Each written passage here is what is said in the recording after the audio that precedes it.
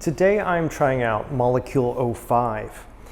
Molecule 05 is a single note fragrance. It's really minimal. It only has one scent material, and that is Cashmeran.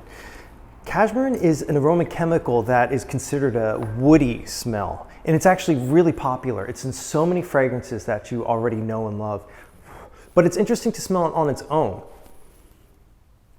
At first sniff, it reminds me a little bit of a fragrance called Chronic by 1969, which I like to describe to people as the smell of a damp forest floor or the woods after a rain. It definitely has this dampness and a very specific woodsy quality.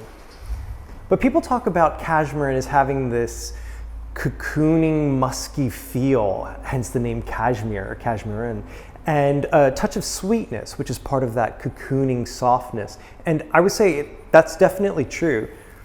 In fact, if you ask me, what are the big differences between Molecule 01 and Molecule 05, I would say it's probably that sweetness, this just very gentle sweetness that is very pleasing to smell.